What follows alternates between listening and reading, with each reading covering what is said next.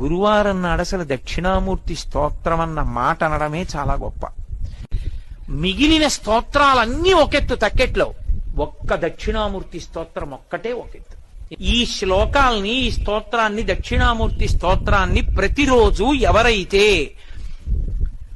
ఈ స్తోత్రాన్ని చదువుకుంటున్నారో, చదవడం చేత కాని వాళ్ళు, చదువుకోవడం వచ్చిన వాళ్ళు చదివితే వింటున్నారో, విని ధ్యానం చేయగలుగుతున్నారో, ధ్యానం చెయ్యలేకపోతే కనీసం పఠిస్తున్నారో, వింటున్నారో, ఇలాంటి వాళ్ళందరికీ కూడా సర్వాత్మత్వమితి స్ఫుటీకృతమిదం, ఆత్మ అనుభవంలోకి రావడమే కాదు, దానితో పాటుగా సమస్త సిద్ధులు కూడా కలుగుతాయి.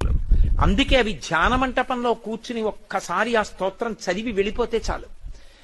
దక్షిణామూర్తి యొక్క పరిపూర్ణానుగ్రహం కలిగి కొన్ని కోట్ల జన్మలెత్తవలసిన వాడు, నన్ను నమ్మండి, నాకు శంకరులు ప్రమాణం, నేను నా సొంత మాట చెప్పట్లేదు, ఈ జన్మలోనే ఆఖరి ఊపిరిలో జ్ఞానం కలిగి పరమేశ్వరుని యందు ఐక్యమైపోతాడు, సందేహం లేదు.